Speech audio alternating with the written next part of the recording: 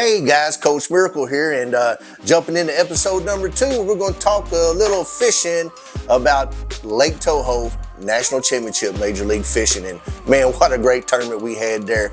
Came up a little short, ended up in second place, missed it by 2 ounces. The highest of highs, lowest of lows, all rolled into one. Kind of a tough situation, but you know what? We'll prevail and get back on it and get it again. But we're going to talk to Ryan Lachniet and Carter Doren and get their perspectives on their second place finish at Lake Toho.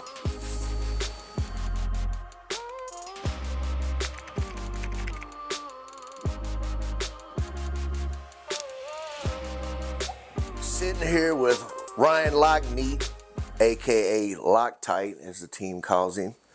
Just coming off a big second place finish at the National Championship, runner-up.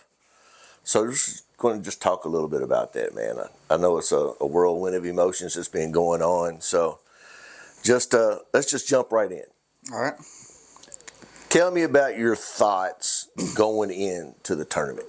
So went down there for pre-practice, and I actually found that hole in the grass that we called them all in. I'm like, I don't know, 5 or 6 hours into pre-practice, and I called Carter, and I was like, dude, I just found a fire spot. No one's going to find it. It's the sneakiest thing I think I've ever found, and we might win the natty off of it.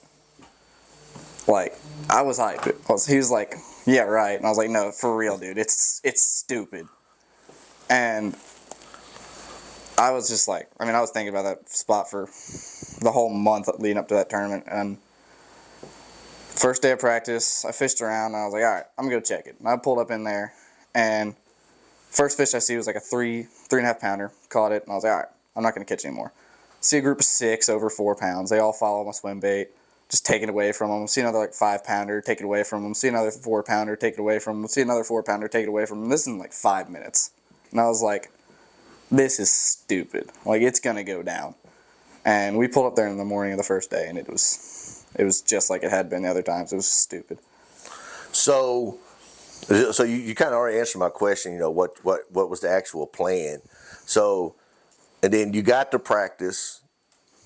So practice seemed to go the way that you had planned it to go. Yeah, it had changed a little bit from pre-practice, because when I was there for pre-practice, I was catching like 100 bass a day.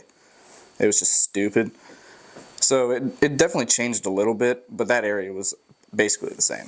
So let's talk about the first day of the tournament. So it's a 2-day tournament. Well, shortened to a 2-day tournament. It's normally a 3-day tournament, but because of bad weather, they canceled day 1. It went to a 2-day shootout. So tell me just a little bit. Let's just talk about the first day. You go out and y'all had a pretty stellar day. So I think we pulled up in there, and we started like a little early of it, and didn't catch anything. We finally get up to the hole, and like Carter's like first cast up in there. He caught like a 3 3/4, and I was like, all right, they're still here. Like 5 minutes later, I see just a giant one swimming out of the grass, and I was like, dude, that's a freaking giant. And I cast over to it, and I put my jerkbait like right on top of his head, and he does not move. And I hit it like 3 times, and he just like slightly just tilts up a little bit, and I was like, oh no. And he came up on it, and I tapped it, and he got up on it hot, and I tapped it again, and I was just like, dude, I got him. It's a freaking giant. And almost 7 pounder comes jumping out of the water, and I was like, uh-oh. And it just went down after that. We caught, I think, another 4 pounder, and then a couple 3s, and then another 4. And so everything went right. Yeah. First day of the tournament, nothing went wrong. No, it was fish fast clean, and furious, everything. and it was quick. So day 1's over.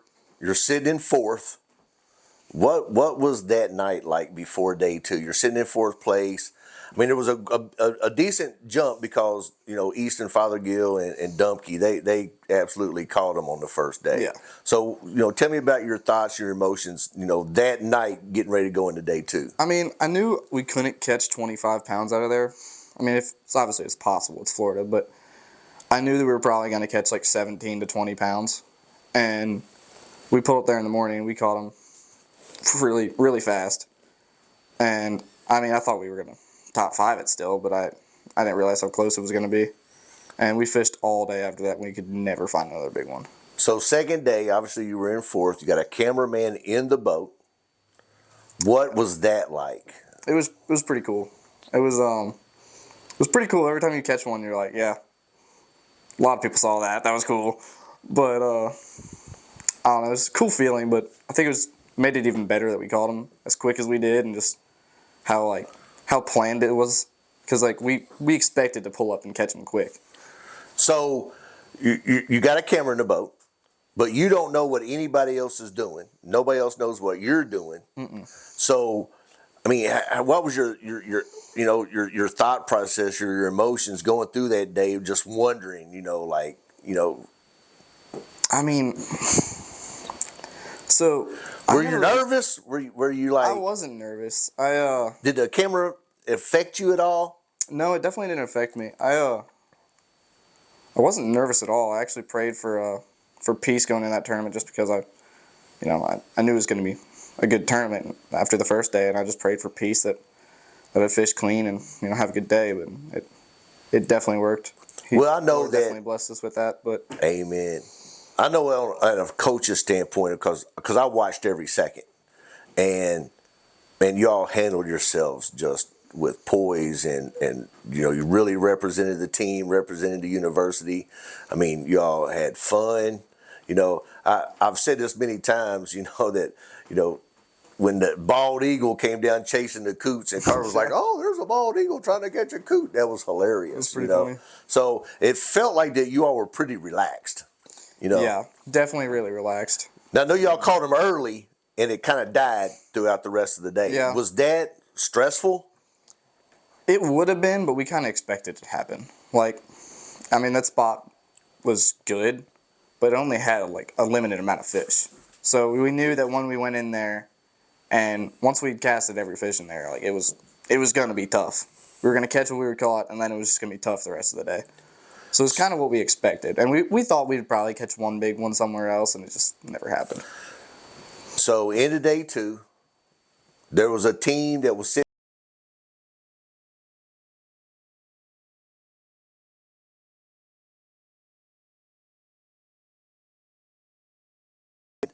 that you had it. Were you I thought we were a quarter pound shy. So I thought we were 4 or 5 ounces back.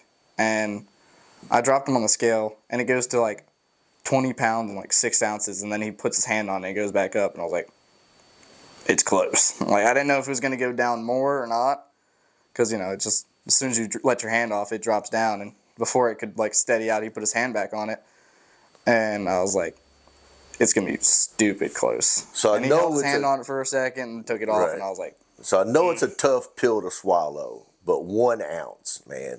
1 ounce. I was there, I was watching, I was just, as heartbroken as you were. Yeah. It was tough. It's definitely tough. I explained it as the highest of highs and the lowest of lows, all at the same time, just running through, So, well, I know that I couldn't be more proud of how you all handled the entire situation. And, and I've told you this, before that week while we were there, that you really stepped up as a leader of the team, and you shared information, and you coached your other teammates and everything like that, and I appreciate that. And I'm proud of you. I know we didn't get the win, but a runner ain't too shabby. No, it was definitely a good tournament. So yeah, gotta keep climbing. That's right. So anybody that you want to thank? I'd like to thank all our sponsors, Don Franklin, Lawrence, Spro, Gamigatsu, just everyone that supports us. Everyone back home that was watching, everyone on the team that was watching, just huge thanks to everybody. All right. Well, man, hey, thanks for your time. Yes, I appreciate you sitting down with me today. Sitting here with Carter Doren, 2nd place, National Championship runner-up at the Kissimmee Chain of Lakes on Lake Toho. Congratulations, by the way. Thank you. So, man, what an emotional ride that was, huh? Yeah, it was a lot of ups and downs, especially the couple hours right before we weighed in when they made us all sit in the boats because we had to weigh in last. It was just a roller coaster. I know I definitely had to pace up and down the docks a couple times just to calm myself down. Right. So, Tell me, let's just start at the beginning. What were your thoughts of going into the tournament? I thought it would be a really good tournament just because we knew where the fish were going to be because we found them in pre-practice. So we knew an area that they were going to be or stuff that they would be relating to. So we knew we just had to find them either in that area or we had to expand on that. So we had somewhere to start.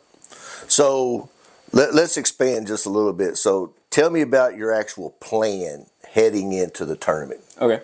So we went down there in pre-practice and we found a good population of fish. So in the tournament we started fishing down towards that area and we found some other spots, but nothing near as good. And then we got to that area, seen that they were still there, and then really we just went out throughout the rest of the lake, not that area of the lake where we found the fish, but the rest of the lake, just trying to expand on that pattern and find something else that we could hopefully pick up a couple more key bites on. So it kind of sounds like that, you didn't have to do a lot of changing and everything when you got to practice, but once you got into practice, you got on the water, was there any changes that you had to make from your original plan of what was going to happen? Yeah, we caught them on some slightly different baits than we threw in pre-practice, but during practice we caught more fish on a jerkbait than we thought we were going to catch on a jerkbait. We also managed to keep up a couple of key fish on a worm, and we found some fish on we found a lot of fish on bait in pre-practice, but we didn't find as much of that during the tournament. So that was a bit of an adjustment, but besides that, it wasn't much of an adjustment because, we pulled up to the spot that they were at, and we threw in there. My partner caught one, and then we pulled it away from 5 or 6 other fish, and they were all over 4.5 pounds probably. So. Nice. So let's talk a little bit about the first day of the tournament. So tell me what went right, what went wrong, how you were feeling about everything that was going on. The first day of the tournament, really, it was kind of a magical day because absolutely nothing went wrong for us. I started off the morning, I caught one just under 4, like a 380 something in the first 10 minutes, and then slightly after that, my partner caught I think it was a 611, and then after that, we just kept upgrading until we got up to, I think it was 2115. So at the end of day 1, you're sitting in 4th place going into day 2. So tell me about the emotions of going into day 2, knowing that, hey, we've got a shot here. Mm-hmm. So let's talk about day 2. Well, obviously the whole team was pretty hyped up and everyone was really excited for us. And so it was really just a pure excitement and everyone was just cheering us on.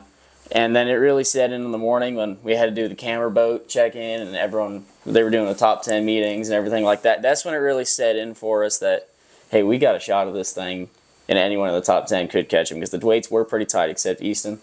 But no one was expecting him to not catch over 23 pounds. Sure. Because, he's just that good. But it really set in that morning. So as the day goes on in day 2, you all don't know, even though you're on MLF Live, you got a camera in your boat, you don't know where you're at. You don't know who's catching what, who's not catching anything like that. So tell me a little bit, how was it, that feeling, or how was it, you got the camera boat in the boat, you don't know where you're at, you all are catching fish because you all jumped out and smoked them early on day 2. Mm-hmm. So tell me a little bit about that. How did you all handle the stress? Obviously, the first 2 hours of the day were magical. Anyone that watched live could see that we just kind of landed on them and just caught them real quick and real fast. But then after that, for the next 5 or 6 hours, and we didn't really take a bite over 2.5, 3 pounds, anything that would have even been close to culling until that last one at the end that didn't even cull. But so it was really stressful for them 5 hours. You're like, man, we know we've got a decent bag. We know we're going to finish good, but we don't know if we have a shot to win because there's so many factors of some person could catch a big bag like they ended up having. Right. Someone above us, Easton Fothergill, could catch them. Someone who's anyone in the top 7 or 10 could really catch them and make a push at it. So we didn't really know. And then come 2 o'clock, we have a chase boat behind us. We have the camera boat in us. There's Rob Matsura over there taking pictures. There's a guy on his boat flying the drone. And that's when it all kind of set in hey, this could get real. Going on this here. Could get real when there's a drone coming over us. If you've got a different camera boat, a guy in our boat with live footage, and a chase boat, that's when it kind of set in for us. So I'm just going to ask you real quick. Tell me your key bait for the tournament. What was the key bait? Yeah, well, anyone that really watched live could clearly see that we caught most of our fish on a Mega Bass Vision 110 Junior in the +1 size. And then I also picked up our biggest fish of day 2 on a speed worm, a Strike King cutter worm, actually. So really, it was a 1-2 punch in the tournament. I could catch 1 or 2 fish on a speed worm, and then most of the fish just came up on a jerkbait. So I'm going to use that word you just used, punch, because I think this is going to be more like a gut punch. You come in, you're on the stage, you know you got a good bag of fish, and then you weigh in, you're sitting good, but you come up 1 ounce short. Touch on that a little bit. 1 ounce. Yeah, I mean, obviously it's tough, but we knew that it was going to be a tight weigh-in no matter what. So we were expecting, a really tight weigh-in. I believe I said it on live camera. No matter what we get from first place to 10th place, I'll be happy with our finish, because obviously a top 10 is something you can never be disappointed in. But we really aren't too mad, because we didn't lose any fish. We fished extremely clean all week. I think I broke 1 off on day 2, and then my partner, scans over the live scope and catches 1 out of the same school. And so, we seen how big those fish were. Right. But we can't really be too mad, because we fish clean, and, stuff like that happens. Well, second place finish. You win a Phoenix 518 Pro. I think that's what it is, 518 Pro. That's got to be pretty sick right there in itself, even though you come up 1 ounce short of winning it all. But you also get a berth to the Toyota Championship as a boater. So just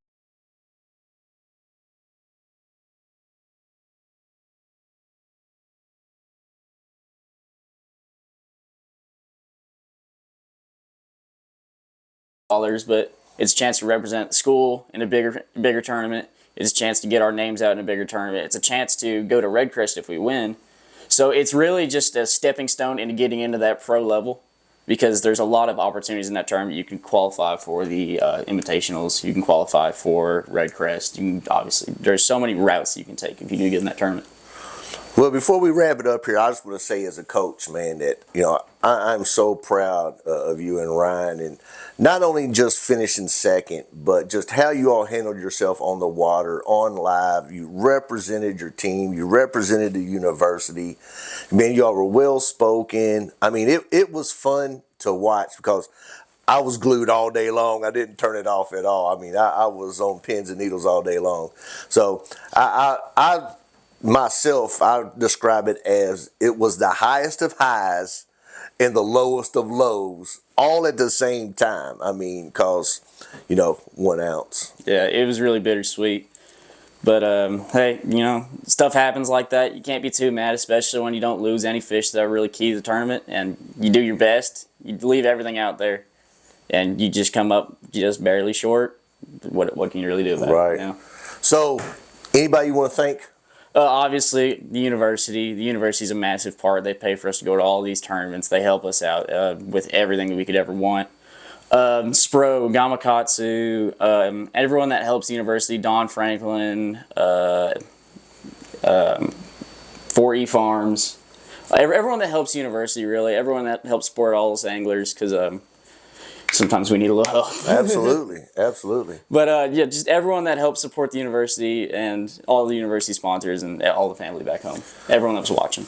Well, Carter, man, thanks for giving us a little bit of your time today. We know that it's a full swing getting back into school and getting the semester going. So thanks for taking time out, sitting down with me, and just talking a little bit about these tournaments. Yes, sir. All right.